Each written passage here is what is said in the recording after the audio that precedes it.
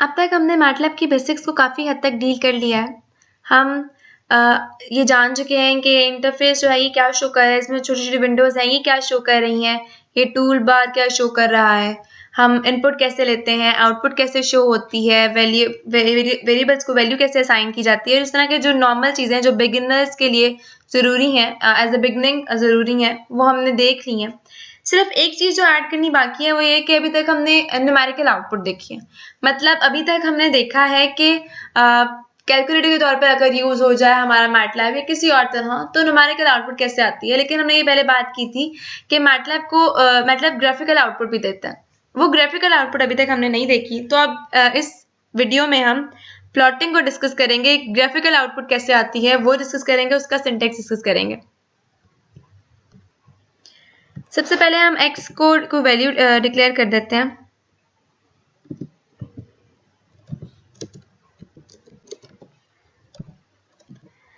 ये basically x के हमने 3 वैल्यूज डिक्लेयर नहीं की। एक्स को हमने एज ए वेक्टर डील किया है इसमें।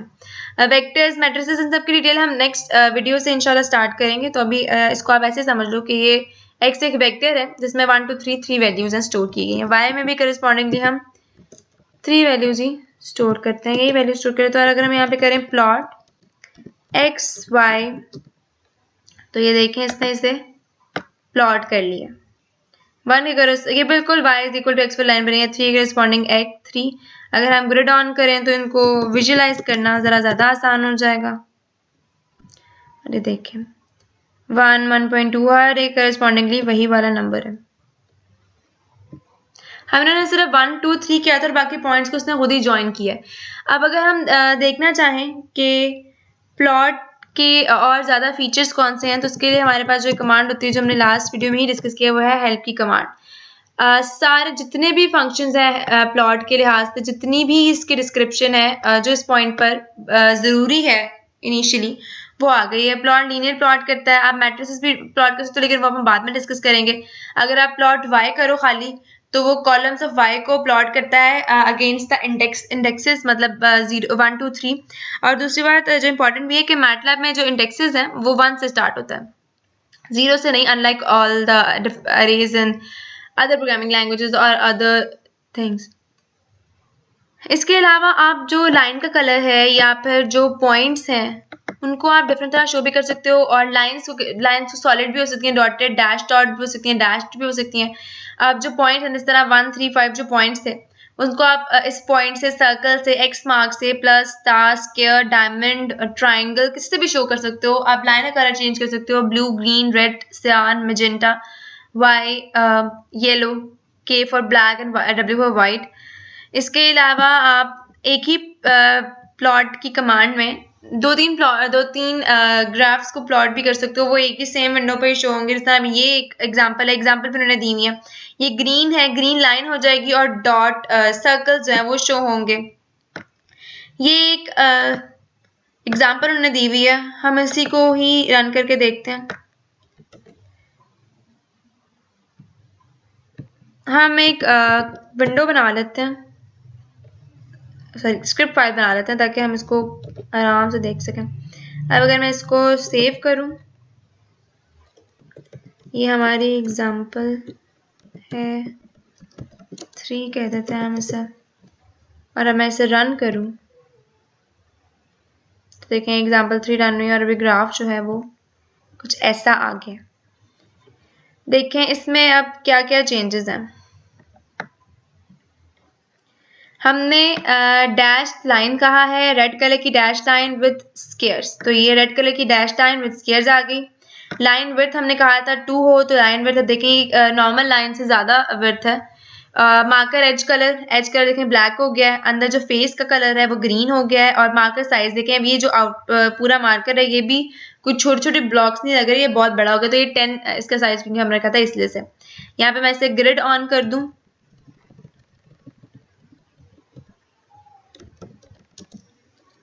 तो ग्रिड ऑन हो जाएगा।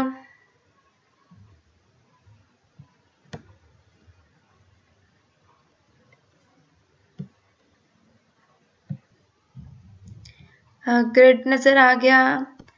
अब हम अगर चाहें तो ये जो हमारे पास कार्टेशियन प्लॉट था, एक तो कि हमने x से करस्पॉन्डिंगली y को किया है, हम थोड़ा डिफरेंट तरह का प्लॉट बना सकते हैं। जैसे हमने देखा था कि बॉर्डर प्लॉट भी होते हैं, सेमी लॉग ग्राफ भी होते हैं, हम वो भी एक बार देख लेते हैं करके, उसको हम यहीं पे कमांड पे करते हैं।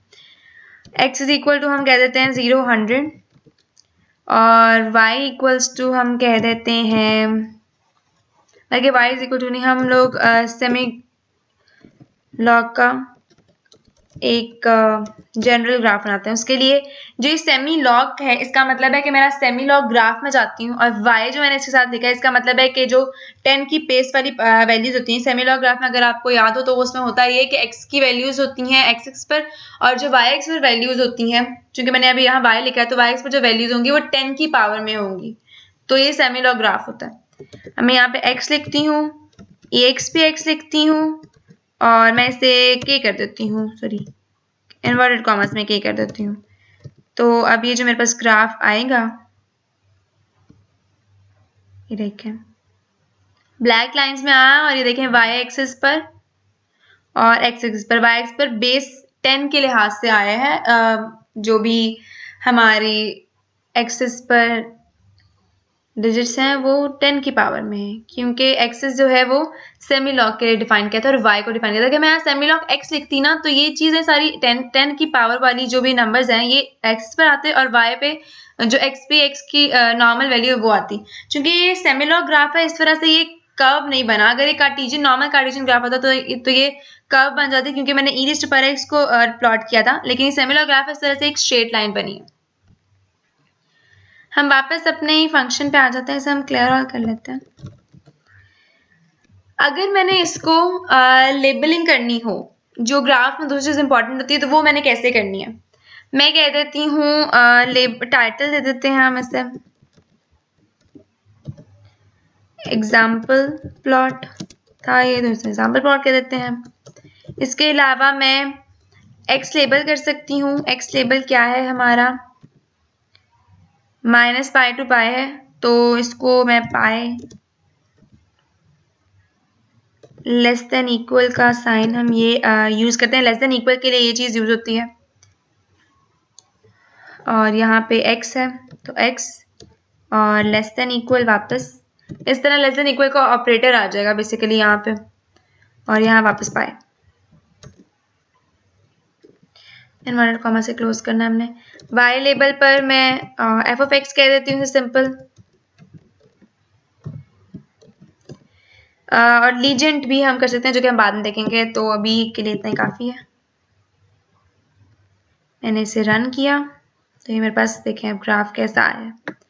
टाइटल आ गया एग्जाम्पल प्लॉट, ये जो भी मैंने लिखा था यहाँ पर एक्स एक्स के लिए वो आ गया है, पाई less than equal x less than equal pi, और ये एफ ऑफ एक्स आ गया।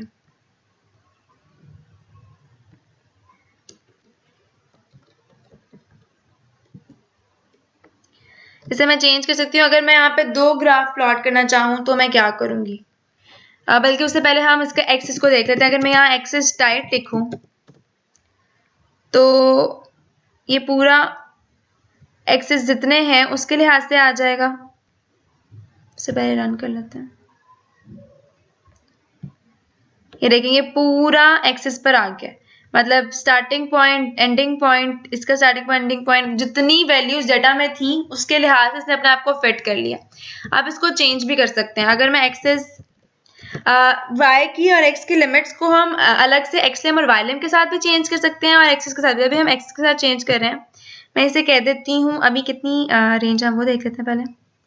ये -3 से 3 और -5 से 0.5, तो हम इसे बड़ा कर लेते हैं। -4 से 4 और ये एक्सिस के लिए, और -5 से, बल्कि अगर मैं कुछ डाटा मिस करना चाहूँ मैं 0 से 5 कर देती हूँ। उस तरह डाटा मिस तो होगा, लेकिन हम एक बार देख लेंगे।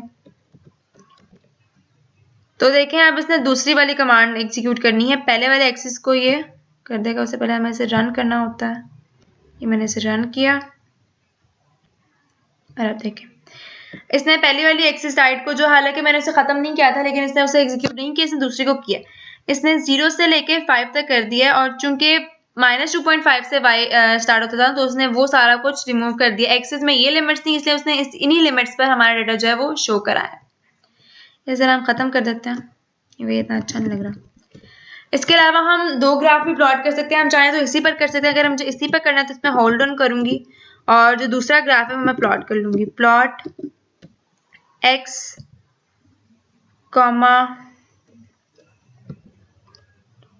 2x अगर मैं करना चाहूँ, 2 मल्टीप्लाई x को शो करते हैं उसे। मैं सेव करती हूँ इसे और इसे मैं रन करती हूँ, तो ये मेरा एक तो मेरा ये ग्राफ था पहले और ये दूसरा ग्राफ आ गया। और बाय डिफॉल्ट उस ग्राफ का कलर ब्लू है, क्योंकि बाय डिफॉल्ट कलर ब्लू होता है। अगर आपने पहले ग्राफ को भी कलर नहीं दिया हुआ और सेकंड का भी कोई कलर नहीं दिया तो पहले का बाय डिफॉल्ट ब्लू होगा और दूसरे का बाय डिफॉल्ट रेड होगा। अब अगर मैं चाहती हूँ कि दोनों पर अलग अलग लेबल है तो यहाँ पर मैं लीजेंड की कमांड यूज करूंगी। लीजेंड होता है पहले के लिए फर्स्ट में आप लिखो और जो दूसरा है आपका सेकंड ग्राफ है उसके लिए आप कॉमा के बाद लिखो। इसे मैंने सेव किया और रन किया, तो अभी आप देखें फर्स्ट सेकंड जो थी उसको उसने क्योंकि वो स्ट्रेट लाइन थी उसने उसको ऐसे शो कर दिया। जो फर्स्ट थी उसके लिए उसने बताया है कि रेड और ग्रीन ब्लॉक वाली जो हमारी है वो फर्स्ट है।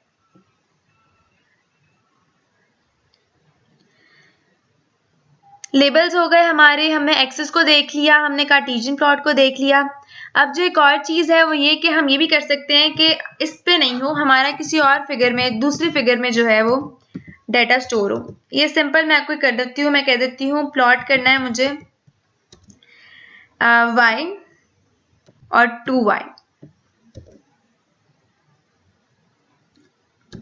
ये मेरा एक तीसरा ग्राफ है जो फिगर 2 पे से शो होना चाहिए। इसे मैं रन करती हूँ और अब आप देखें 2 फिगर्स हैं मेरे पास। अब एक मेरी फिगर 1 है ये, जिस पर दो ग्राफ जो हैं वो मौजूद हैं, और ये मेरी फिगर 2 है जिस पर मैंने अभी कोई लेबलिंग नहीं की, कोई मैंने ग्रिड नहीं दिया, सिर्फ मैंने इस फिगर को कर दिया, तो ये एग्जीक्यूट हो गई। अब मैं इस फिगर को क्लोज भी कर सकती हूँ। मैं कैसे क्लोज करूंगी? क्लोज 2 अगर मैं करूँ, क्लोज ऑल में अगर करूँ तो सारे क्लोज हो जाएंगे। अगर मैं क्लोज 2 करूँ तो फिगर 2 क्लोज हो जाएगा। मैं दोबारा रन करूँ ना अगर, तो सिर्फ फिगर 1 ही एग्जीक्यूट होगी, फिगर 2 नहीं आएगी, क्योंकि मैंने क्योंकि ये लास्ट स्टेटमेंट को बेसिकली फॉलो करते, तो लास्ट स्टेटमेंट में इसने क्लोज कर दिया, फिगर 2 को बनाया इसने और फिर इसने फिगर 2 को क्लोज कर दिया, तो फिगर 2 बेसिकली क्लोज हो चुकी है। इसके अलावा जो एक ऑप्शन होता है, ऐसे हम दोबारा रन करें अगर, वो होता है कि हम इन फाइल्स को, इन फिगर्स को सेव भी कर सकते हैं। जैसे ये फाइल का ऑप्शन है, मैं इसमें करूँ तो ये सेव का ऑप्शन भी है, मैं इसे सेव भी कर सकती हूँ इसको यूज करते हुए। ये मेरा ग्राफ जो है ये सेव हो जाएगा। जिस तरह देखें यहाँ पे फिगर का ऑप्शन आ गया और मुझे कह दिया, तो मैं इसे सेव कर लेती हूँ। मेरा फर्स्ट ग्राफ फर्स्ट कह के बस सेव कर दूँ, तो ये फिगर जो है अब सेव हो गई है। इसके अलावा मैं इसे कॉपी भी कर सकती हूँ, और जितने भी ऑप्शंस यहाँ पे आप देख रहे हैं इसमें जितने टूल्स हैं, zoom in zoom out, rotate कर सकते हैं, ब्रश, डेस्कटॉप, विंडो इंसर्ट कर सकते हैं आप, इसमें कलर बार को इंसर्ट कर सकते हैं, एक्सेस, मतलब ये है कि अभी तो हमें कमांड लिखी थी ना, उसके अलावा भी आप जो है इंसर्ट कर सकते हैं। व्यू में आप फिगर टूल बार भी नजर आ रहा है, आप कैमरा टूल बार, ये सारे टूल बार्स, पैलेट्स वगैरह ये सब ऐड कर सकते हैं। जैसे मैंने पैलेट का कहा तो इसने इसे पैलेट में खोल लिया है, तो इस तरह मैं इसमें डिफरेंट चेंजेस कर सकती हूँ। देखें इसमें अब डिफरेंट तरह के ऑप्शन खुद ही आ गए हैं मेरे पास, 2D axes, 3D axes, palette आ गया, मतलब ये जो ग्राफ था हमारा ये पैलेट के साथ खुल गया।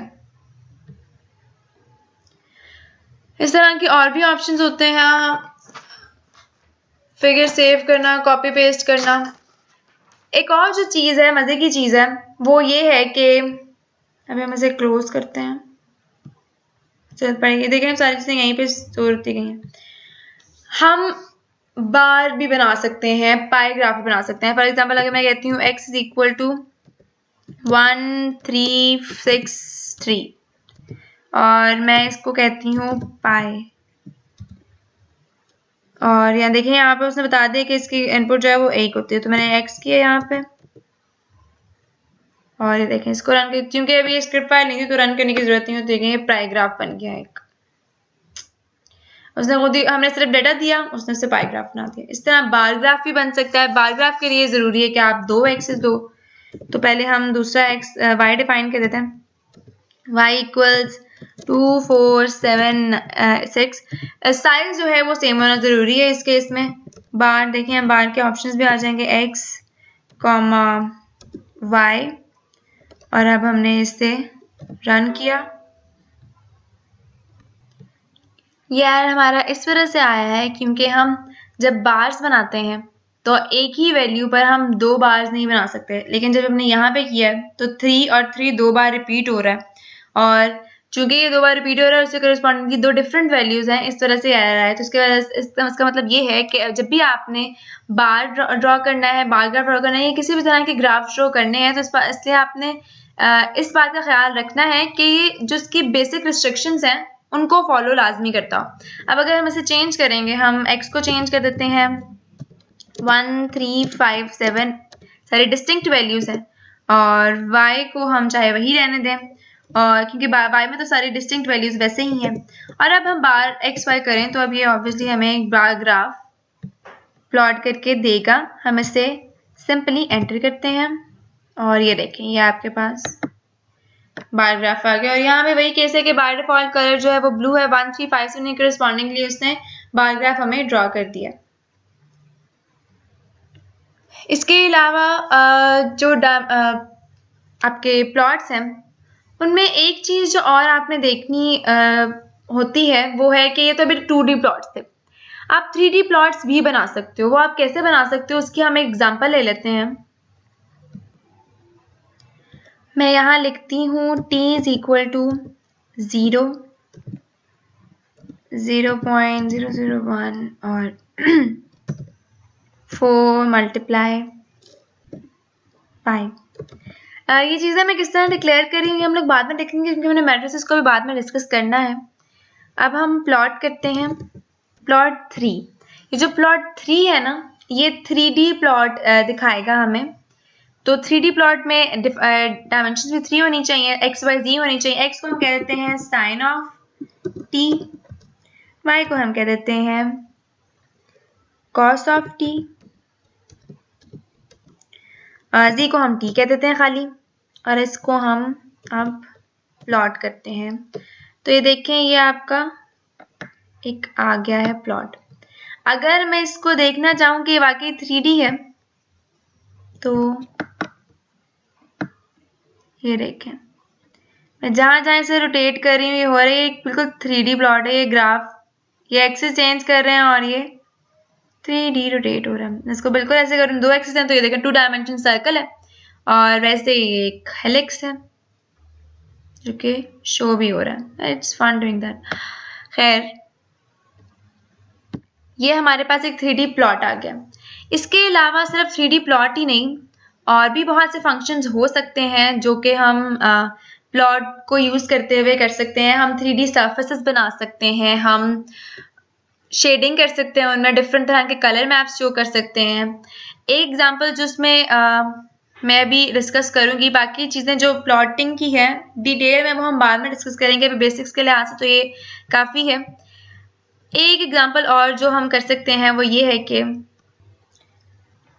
हम देखते हैं कि एक पिक्चर जो है वो मैट्रिसेस में कैसे शो होती है।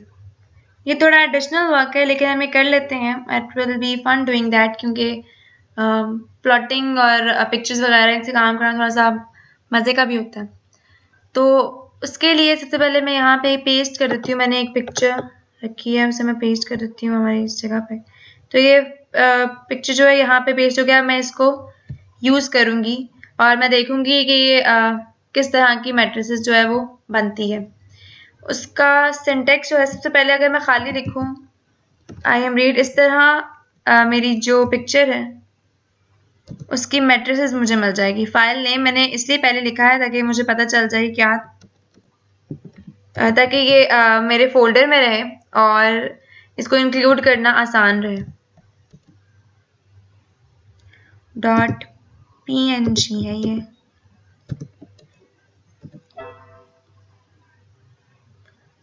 इंक्लूड नहीं हुई, पहले मैं इसे इंक्लूड कर लेती हूँ।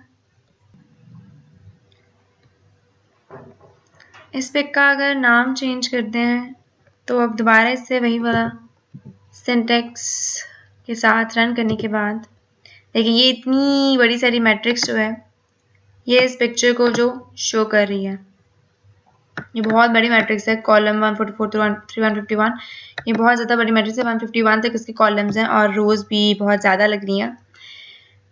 खैर अब ये तो मैंने देख लिया कि इस मैट्रिसेस इस पिक्चर को इस जो पीएनजी पिक है मेरे पास, इसको अगर मुझे मैट्रिसेस के ज़रिए शो करना हो तो कैसे करेंगे। अब अगर मुझे इसको वापस एक इमेज के तौर पर शो कराना है तो वो क्या है, उसका सिंटेक्स है। ये सिंटेक्स हम बेसिकली बाद में डिटेल में पढ़ेंगे, अभी बस हम इसको थोड़ा सा ओवरव्यू ले रहे हैं। अब मैंने इससे पहले इसे मैं वेरिएबल में स्टोर कर देती हूँ। मैं इसे लिख देती हूँ v इक्वल्स, और जो भी मैंने आई एम रीड लिखा था, आई एम रीड, और इसका नेम pic.png,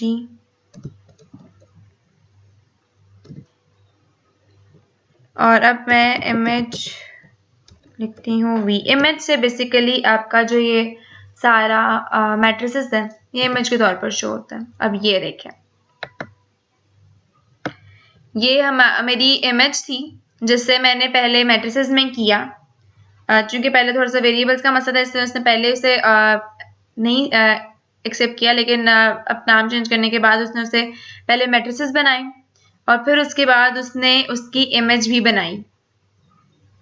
तो इस तरह हमें ये पता चला कि जितने भी पिक्चर्स होती हैं आप उनको मैटलैब के थ्रू मैट्रिसेस में चेंज कर सकते हो। और फिर देखिए आप ये तो मैंने वही काम किया, पहले मैंने इमेज को मैट्रिक्स में किया और मैट्रिक्स को इमेज किया तो वही हो गया, लेकिन इससे इमेज प्रोसेसिंग भी होती है। ये थोड़ा सा हिंट था कि इमेज प्रोसेसिंग में बेसिकली हम करते क्या है। मैटलैब में इमेज प्रोसेसिंग इसी तरह होती है, आप एक पिक्चर को, जो भी आपकी पिक्चर होती है, जिस भी इमेज को आपने प्रोसेस करना होता है, आप उसे मैट्रिसेस में चेंज कर सकते हो मैटलैब में, और फिर आप बाकी जो भी प्रोसेसिंग वगैरह जो भी आपने काम वगैरह करना है वो करते हो मैटलैब के थ्रू। ये थोड़ा हिंट था, इसको हम बाद में देखेंगे डिटेल में। अभी के लिए इतना ही करेंगे।